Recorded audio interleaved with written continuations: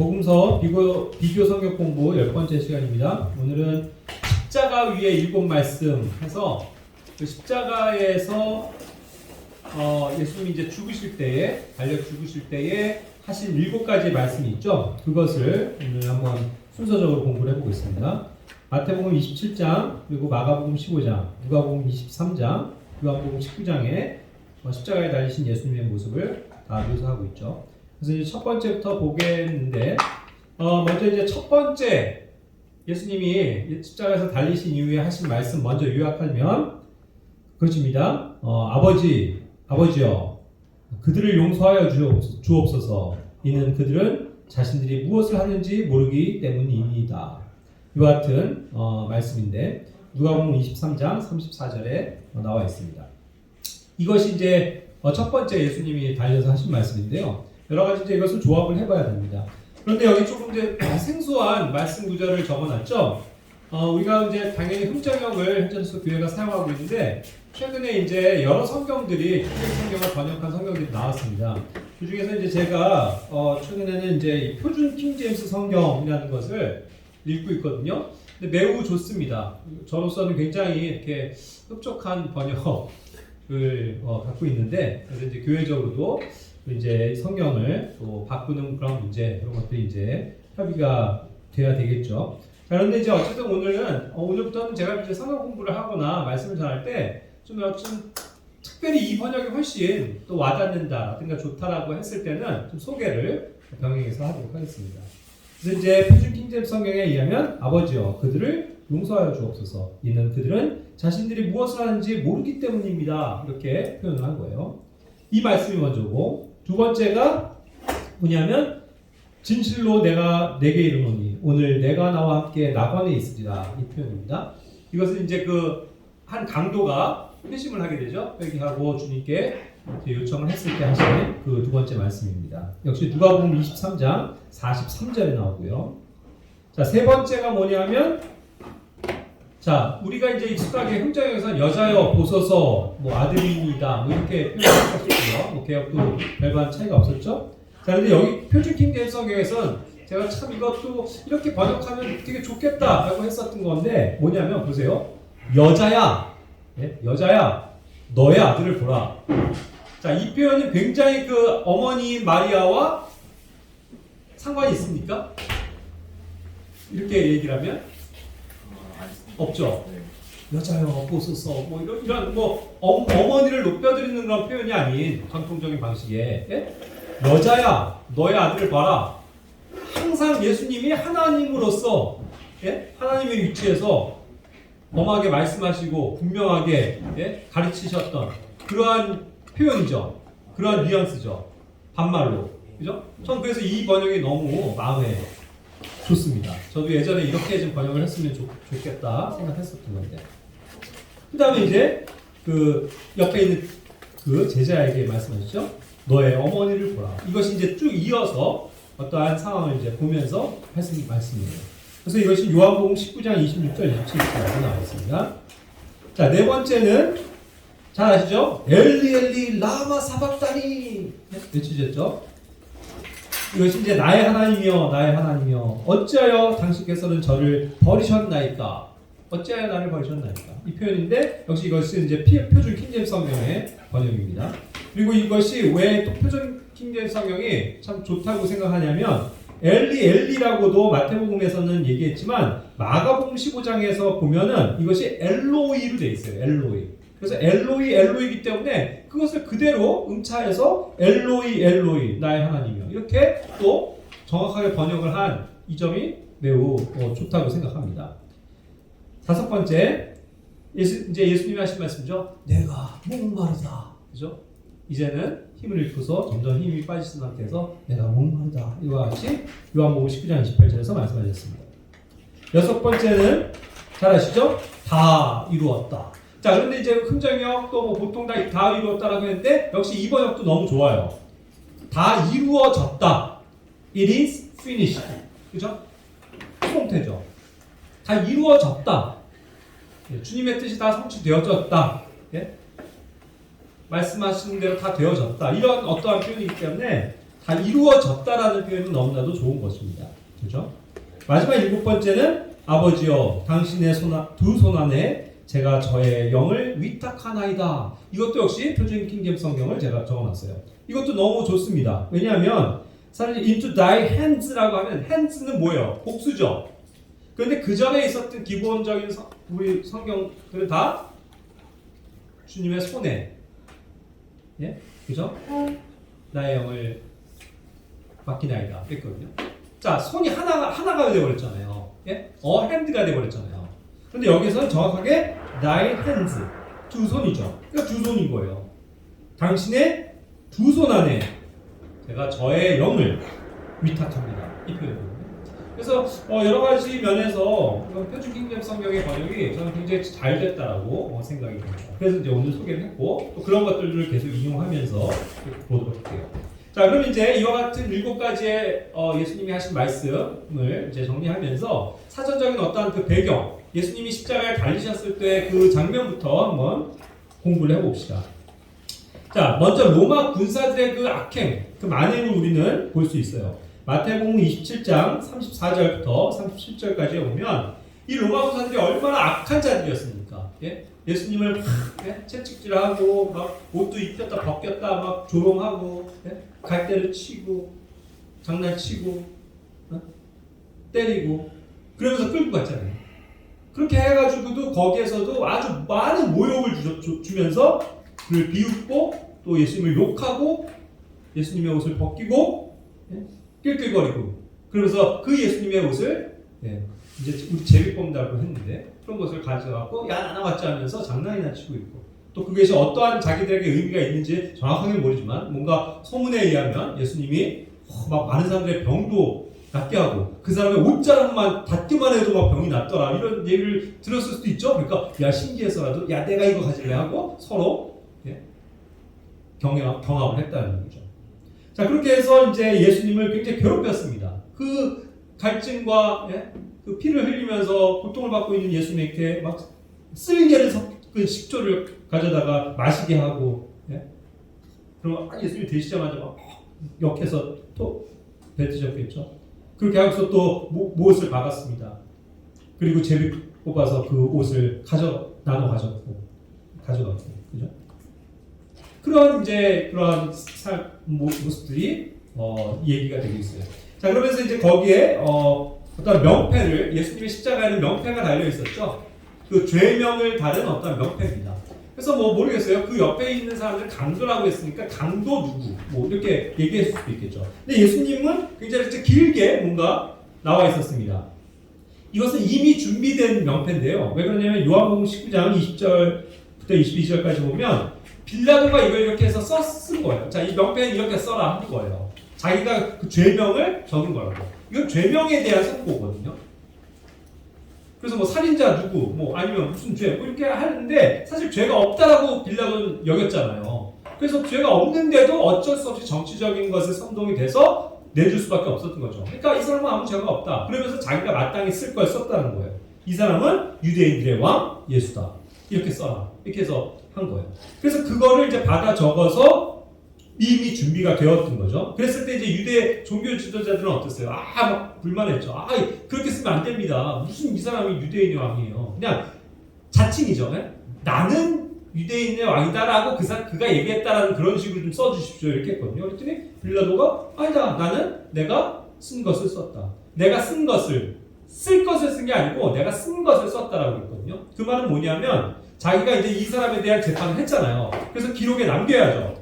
로마에도 이런 법이 있어서 죄명을 적고 심판한 기록이 있단 말이에요. 거기에 내가 분명히 쓰기를 이 사람은 유대인의 왕 예수다 라는 것으로, 하지만 혐의가 없지만 유대인들이 선동해서 그걸 관례대로 죄수를 풀어주라고 했을 때 그를 요청했기 때문에 어쩔 수 없이 풀어줬다. 이런 것들을 써놨겠죠.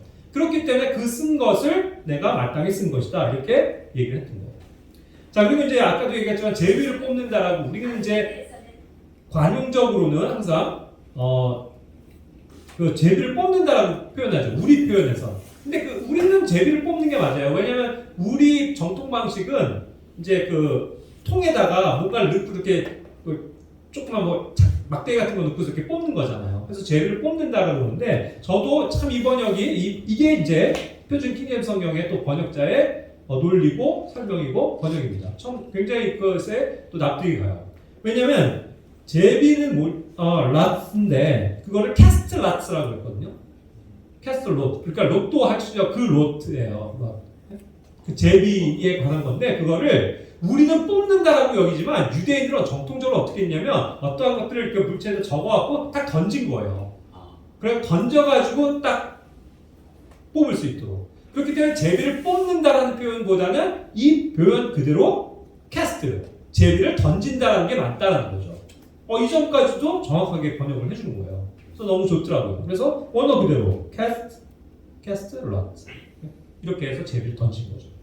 자, 이와 같은 이제 로마 군사들의 이제 만행도 볼 수 있는데 계속 이어서 보자면 그들은 이렇게 해서 예수님께 막 또 다른 곳 누가복음에서는 그분을 조롱했다고 표현했고 또 나와서 식초를 막 바치면서 야 네가 만일 유대인들의 왕이냐? 그러면 네가 네 자신을 구하라 하면서 막 놀리면서 비난하면서 조롱하는 그런 태도를 취했다는 거죠. 이제 악했습니다. 요한복음 19장 23절에서도 결국 그렇게 해서 제비를 뽑아서 이제 어떠한 사람이 가져가는 거 그런 것들을 얘기를 했죠. 그런데 자 이것이 또 요한복음에서는 이 말씀을 부연하는 것입니다. 24절에 이것은 성경 기록을 성취하기 위함이다. 결국 예수님의 죽으심에는요 많은 그 예언의 말씀들이 실제로 성취가 되었습니다. 그것이 굉장히 중요하죠. 항상 성경은 예언이니까 그 예전 구약부터 메시아가 오시고 그 메시아가 어떻게 될 것이라는 것을 구체적으로 예언했단 말이죠. 그것이 예언이 다 맞아떨어지니까 성경은 뭐예요? 진리예요, 아니에요? 진리인 거예요. 예언이 다 맞아떨어지니까 100% 한치의 오차도 없이. 그래서 어떤 성경 기록이었냐면 바로 그것이 시편 22편 18절입니다. 자, 이 시편 22편은 예수님의 십자가에서 죽으심과 관련된 예언의 책이에요. 시편 22편이. 그래서 거기에 많은 내용들이 있는데 거기에 나와 있는 겁니다. 18절에 자기들끼리 내 옷들을 나누고 내 겉옷을 놓고 제비를 뽑나이다. 역시 문장에서 뽑나이지만 제비를 던지나이다. 이렇게 되겠죠. 그죠? 이렇게 한 그 구체적인 예언이 바로 이 시점에 이대로 성취되었다. 그것을 알리기 위해서 정확하게 기록을 했다는 것이죠. 그렇죠? 자, 그 다음에 두 번째로 방금 그 예수님의 십자가에는 그렇게 명패가 달려있다고 했는데 이것도 조금씩의 세 복음서에서 표현이 다릅니다. 마태복음 27장 37절에서는 이 사람은 유대인들의 왕 예수라고 제명이 붙어있다고 했죠. 그래서 This is Jesus, the King of the Jews. 그래서 이것도 아주 고유한 명사로 딱 예수님에게 적용한 것으로 다 대문자로 기록이 되어져 있습니다. 킹제임스 성경에. 그리고 누가복음 23장 38절에서는 그분이에는 그리스어와 라틴어와 히브리어로 이 사람은 유대인들의 왕이라고 적혀 있다고 했어요. 순서를 보세요. 그리스어, 라틴어, 히브리어 이렇게 지금 묘사를 한 거예요. 세 개가 다 적혀 있는데 누가는 그 순차로 설명하고 있다는 거예요. 요한복음은 어떻습니까? 명패를 써서 붙였는데 유대인들의 왕 여기에는 더 표현되어 있어요. 나사렛 예수. Jesus of Nazareth. 그죠? 그러니까 나사렛의 예수다. 그죠? 그가 유대인들의 왕이다. 이렇게 표현을 한 거죠. 그런데 여기 20절에 보면은 이것을 히브리어와 그리스어와 라틴어로 기록했다. 이렇게 이야기하고 있죠. 자, 항상 서술의 방식은 이 복음서들이 다 다르다는 거예요. 그런 것들이 이제 발견하는 재미가 있는 거죠. 자, 봅시다. 하나씩. 먼저 마태복음에서는요, 그냥 이 사람은 유대인들의 왕 예수다 했어요. 뭐예요? 별 설명 없이 아주 심플하게. 뭐예요? 마태복음. 유대인들을 대상으로 하는 건데, 유대인들이 결국 예수님을 왕으로 받아들였어요? 안 받아들였어요? 안 받아들였죠. 그런데 그 예수가 바로 왕이다. 예수가 바로 왕이신 그리스도다. 그것을 명확하게 단순 명료하게 가르쳐주고 있는 거죠. 그래서 마태복음은 이와 같이 유대인들에게 분명하게 알리기 위해서 그냥 단순하게 묘사가 된 것 같아요. 그런데 누가복음에서는 그리스어와 라틴어와 히브리어로 됐다 그랬죠, 순서가. 그러니까 왜 여기서 그리스어를 먼저 내세우냐는 거예요. 바로 누가복음은 누구에게 쓴 글입니까? 이방. 예, 이방인을 목적으로 하지만 대상이 분명히 있었죠. 사도행전도 그렇지만 로마 총독 중에 한 사람이었던 데오빌로스. 그렇죠? 그 당시에 이제 그리스어를 사용하고 있는 그리고 그 다음에 그 로마가 가진 문자가 뭐예요? 라틴어잖아요. 그렇게 해서 그것이 순서적으로 그리스어, 그가 이해할 수 있게끔 그리스어, 라틴어, 히브리어 이렇게 적혀 있다. 이렇게 얘기한 거죠. 그죠? 자, 그 다음에 요한복음은 이제 결국 나사렛 예수. 그죠? 하나님의 아들로서 오신 그 예수님의 어떠한 그 족적이 그 유대인들이 분명히 알아야 될 것. 그것이 바로 나사렛에서 오신 예수님을 받아들이지 않은 거잖아요. 무슨 나사렛에서 선한 게 날 수 있어? 하면서 거부해버렸죠. 그런데 정확하게 하나님의 아들이 나사렛에서 오신 예수님이라는 것을 더 명확하게 일깨워준 거죠. 그리고 거기서는 또 뭐예요? 히브리어와 그리스어와 라틴어 순서로 얘기하고 있어요. 왜 그렇겠습니까? 결국 그것을 나사렛 예수를 또 역시 유대인들에게는 더 설명해야 되고 실제로 이것이 히브리어, 그리스어, 라틴어로 기록되어져 있을 수도 있어요. 그래서 어쨌든 이것이 분명하게 유대인을 위한 언어 그리고 그리스어가 뭐예요?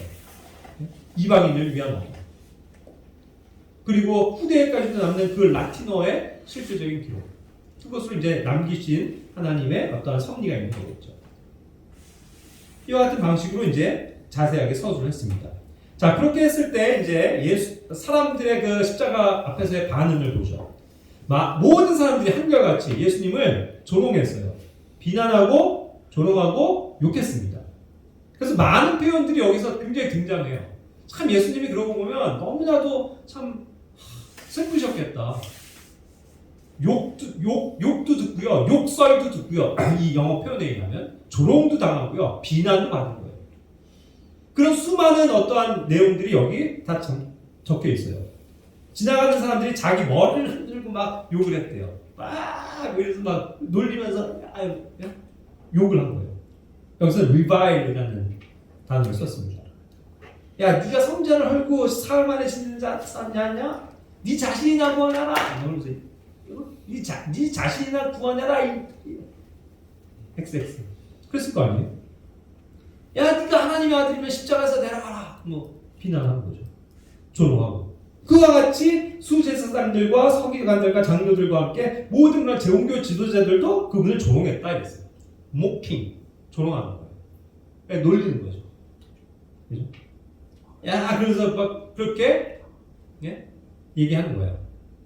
야, 지가 남들을 구원했다고 하면서 자기 자신을 구원을 못하냐? 그래서 막 낄낄거리고. 네가 이스라엘 왕이면 십자가에서 내려와라. 그럼 우리가 믿겠다. 얼마나 비아냥거리는 거예요. 그 비아냥이 다 여기에 섞여 있다는 거죠. 그죠? 야, 네가 하나님의 아들이고 그러면 네가 하나님 신뢰하면 이제 원하시면 너를 건져내시겠지. 너 하나님의 아들이라며. 여기저기서 막 그런 막 욕과 비난과 조롱이 쏟아져 나오는 거예요. 얼마나 서러운 장면입니까? 근데 예수님은 반응하지 않으셨죠. 이어서 보면 마가복음에서는 또 역시 욕했다는 게 이제 railed on이라는 표현을 썼어요. 이건 조금 더 심한 비방에 가깝기 때문에 보면 이제 욕설하는 거예요. XX 막 이렇게 더 그렇게 얘기했죠. 그러니까 이런 수많은 조롱과 비난과 욕과 욕설을 들어가면서 예수님은 꼭 박히신 채 괴로워하고 있으신 거 아닙니까? 그런데 대신 욕하지 않으셨어요. 그렇죠? 그리고 누가복음 23장에서는 또 그 많은 지지자들도 사람들과 함께 있으면서 그분을 비웃었다라는 말도 쓰거든요.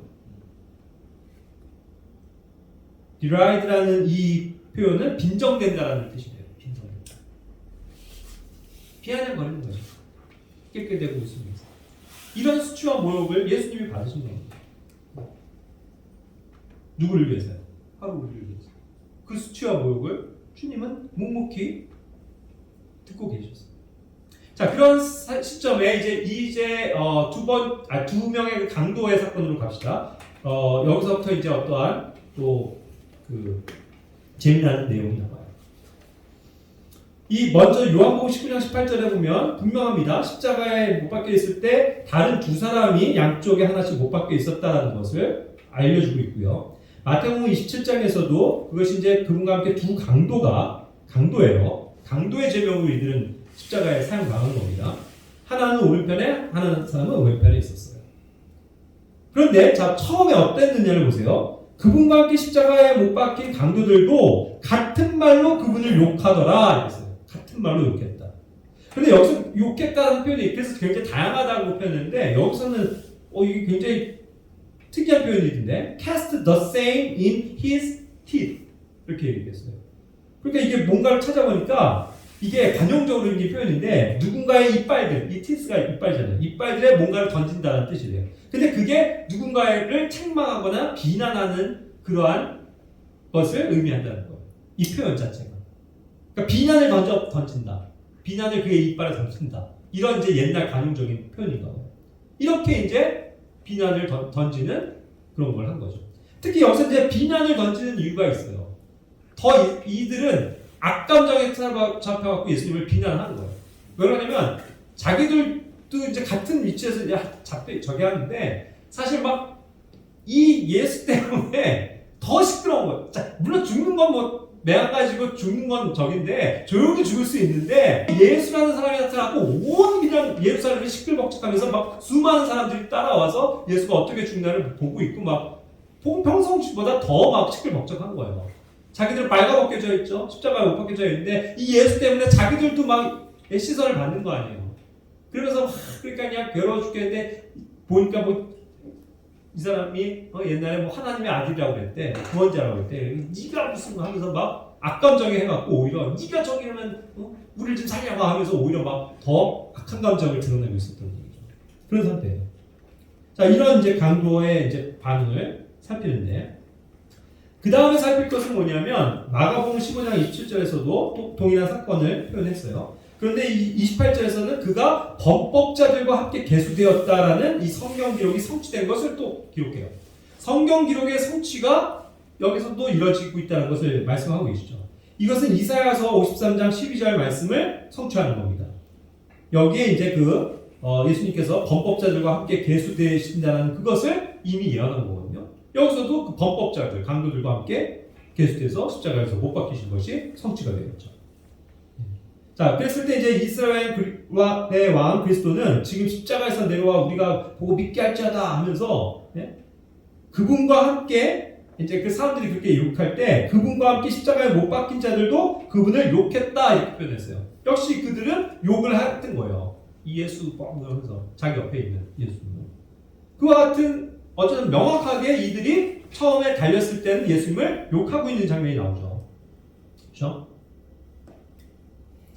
자, 그런데 이제 뭔가 변화가 생깁니다, 여기에. 그것을 조명한 게 누가복음이에요. 누가복음 23장에서 이제 보니까 범법자들이 이렇게 있는데 오른쪽에 있고 하나가 왼쪽에 있는데 자, 여기에 이제 문단 나눔 기호가 나오죠. 자, 그렇게 해서 막 그들은 초기에는 막 옆에서 막 욕을 하고 막 그러고 있었는데 조금 이제 시간이 지난 어떤 시간이 지난 상태에서 무슨 일이냐면 예수님이 드디어 아무 말씀 안 하시고 그 욕과 비난을 받으시던 예수님이 드디어 외치신 거예요. 아버지여, 그들을 용서하여 주옵소서. 이는 그들은 자기들이 무엇을 하는지 모르기 때문입니다. 하면서 탁 말씀하신 거죠. 그거를 당연히 옆에 있으니까 그들이 들은 거죠. 그렇죠? 상황이 지금 이렇게 되는 거예요.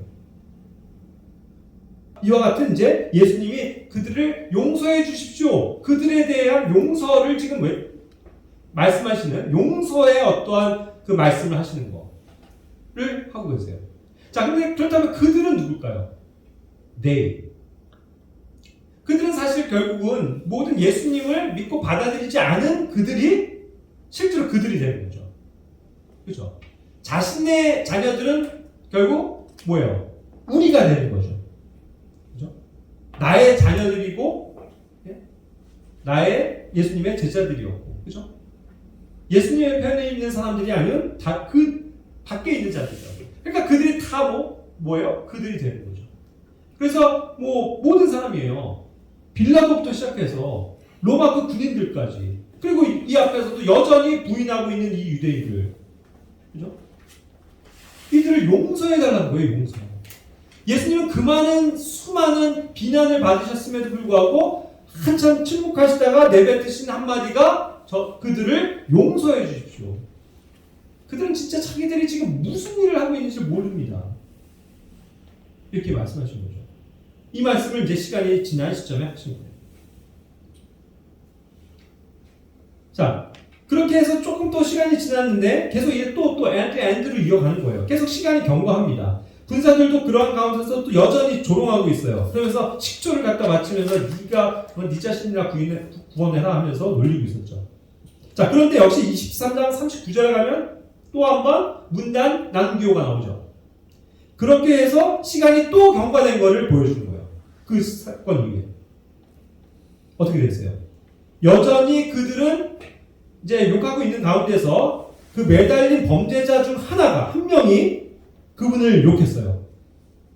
자, 그러니까 아까는 다 욕했었던 전반적인 사건을 얘기한 거고 지금은 여전히 욕을 하고 있는 한 사람을 얘기하는 거라고요. 네가 그러면서 막 네 자신이나 또 우리를 구원해라 하면서 막 비난하고 있었죠. 그랬을 때 이제 40절에 다른 한 사람은 완전히 태도가 바뀌어 있단 말이에요.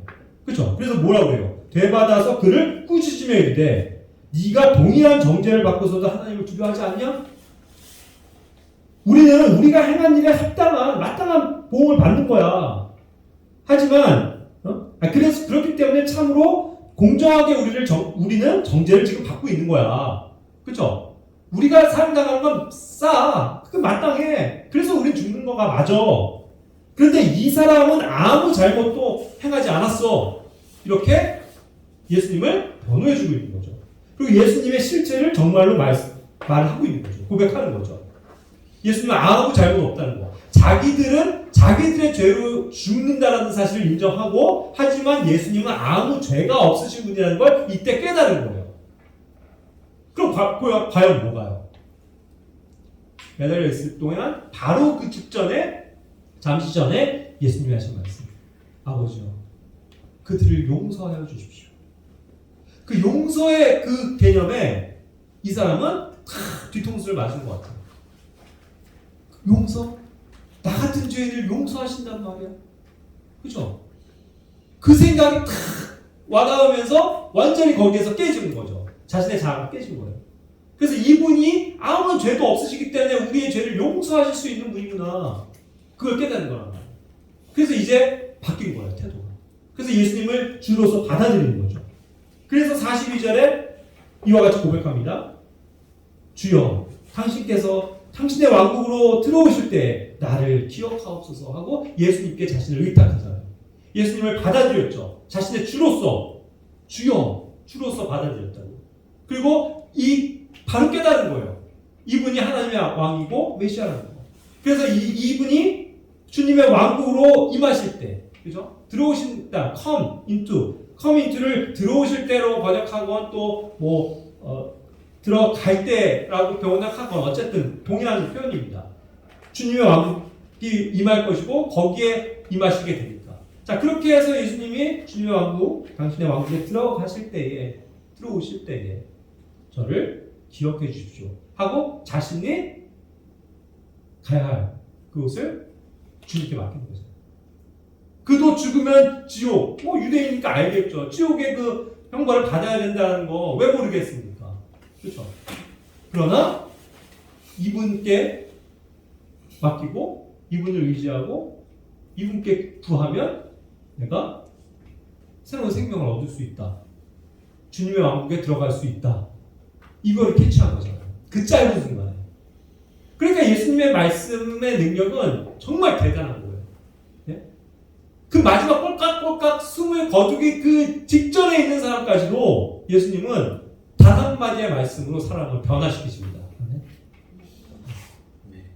그 한마디가 그를 무너뜨린 거예요. 얼마나 극적인 구원입니까? 가장 극적인 구원, 사실 이 사람이죠. 죽으려고 꼴깍꼴깍 하다가 예수님을 알고 예수님께로 와서 나무에 맞아요. 이와 같은 이제 사건이 있는 거죠. 그래서 누가복음 24장 33절에 예수님이 말씀하시는 거죠. 진실로 내가 내게 이르노니 오늘 내가 나와 함께 낙원에 있을 것이다. 낙원에 데리고 가시겠다는 걸 약속하시는 거죠. 그리고 그러자마자 그때가 6시쯤이었다는 거예요. about. 그리고 그때부터 9시까지 온 땅이 이제 그 어둠이 덮이기 시작했습니다. 어두워진 거예요. 자, 여기서 6시가 뭐냐면 12시인 거예요. 낮 12시. 그리고 9시가 3시인 거예요. 우리의 시간표로 가면. 그러니까 대낮이죠. 가장 환한 대낮이죠. 그때 갑자기 어둠이 임해버린 거예요. 그래서 그 주변에 있는 땅이 온통 흑암으로 바뀌어버렸습니다. 어두워진 거예요. 그러니까 사람들이 이제 그때서부터는 이게 무슨 일이지 하고 긴장하고 두려움에 떨기 시작하는 거죠. 그죠? 그래서 해가 어두워졌다고 했어요.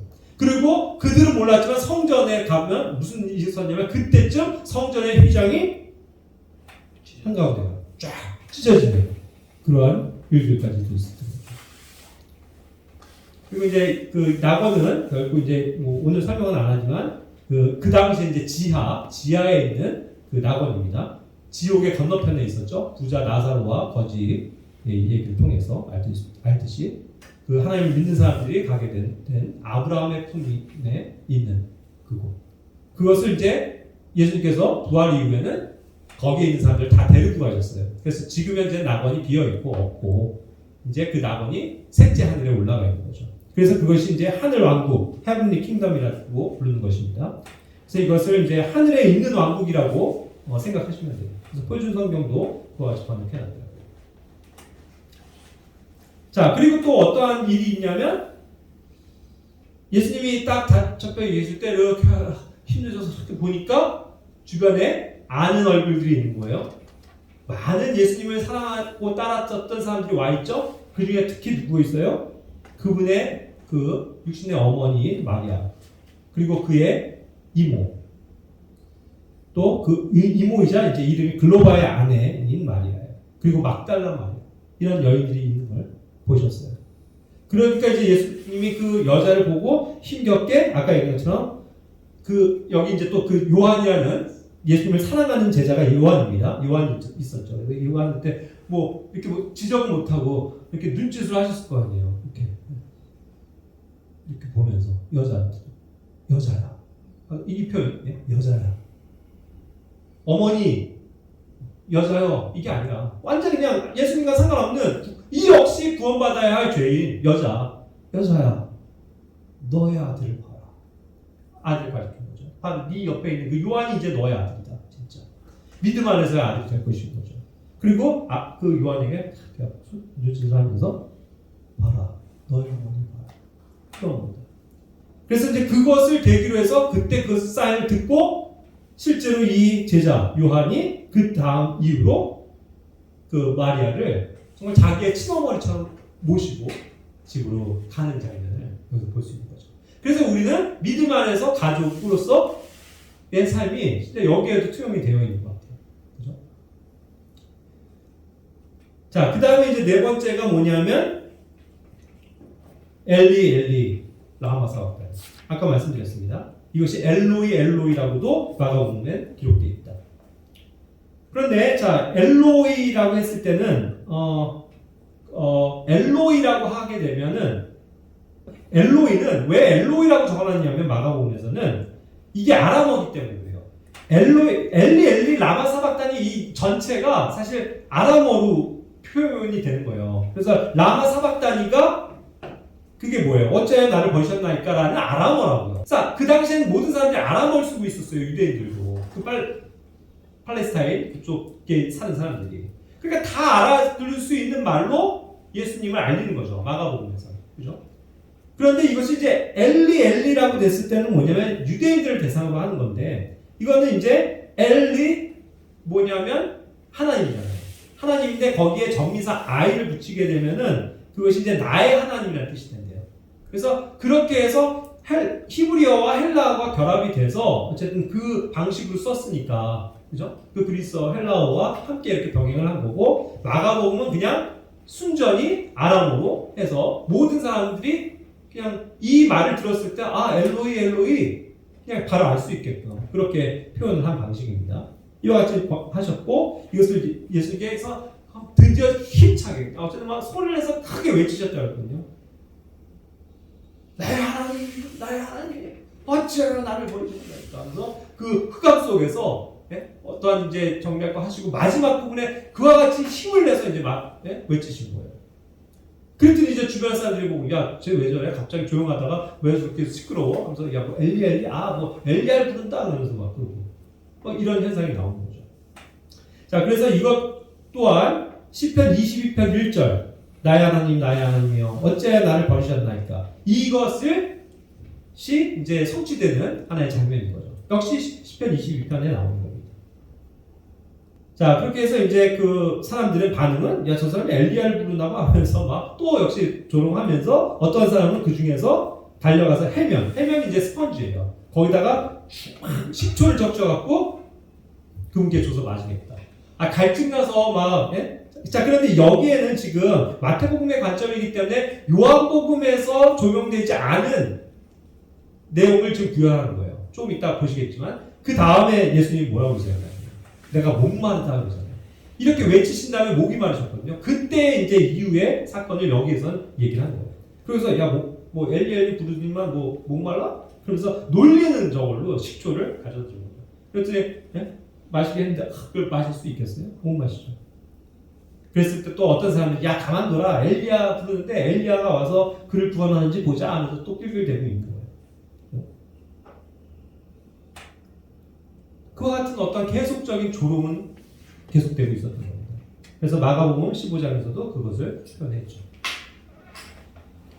자, 그렇게 해서 이제 힘을 내서 이제 갈증과 고갈과 이제 막 피와 뭐 엄청 막 땀과 이런 것을 흘리면서 얼마나 이제 고갈이 돼가세요, 여자가. 그런 상태에서 나의 하나님, 나의 하면서 힘차게 외치셨는데 그러고 나니까 또 기진하시는 거죠. 그래서 그 다음 말은 이제 죽어갈 때쯤인데 내가 목마르다. 그냥 힘없이 얘기하신 거죠. 그래서 그 얘기를 듣고 또 아까 방금 얘기한 것처럼 오히려 장난으로 놀리려고 오히려 막 식초를 갖다 대지 않나 이런 것들을 보인 거죠. 자, 이렇게 해서 요한복음 19장 28절에는 내가 목마르다 하고 힘없이 얘기하시는 이 음성을 유일하게 요한이 기록한 거예요. 아까 얘기했습니다. 나머지 제자는 사실 어떻게 되는지 몰라요. 다 도망가 버렸습니다, 사실. 그리고 저 멀찍이에 있는지 모르겠어요. 그런데 요한만큼은 그 어머니와 함께 바로 앞에 서 있었던 거예요. 그러니까 요한은 이 말을 똑똑히 들은 거예요. 그래서 요한이 이것을 기록할 수 있었어요. 내가 목마르다. 남들은 뭐라고 그러는지 저 멀리서는 못 듣습니다. 근데 이 요한은 분명히 들은 거예요. 목마르다고 하시고. 근데 그것을 생각해보니까 나중에 생각해보니까 이것 또한 성경의 성취였다. 목마르다라는 이 말.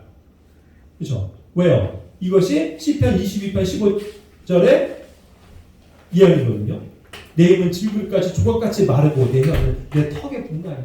목이 말라서 혀가 턱에 붙는 그런 것을 묘사했어요. 그래서 이것 또한 성경의 성취라는 것을 요한이 알고 기록한 것이라는 거예요.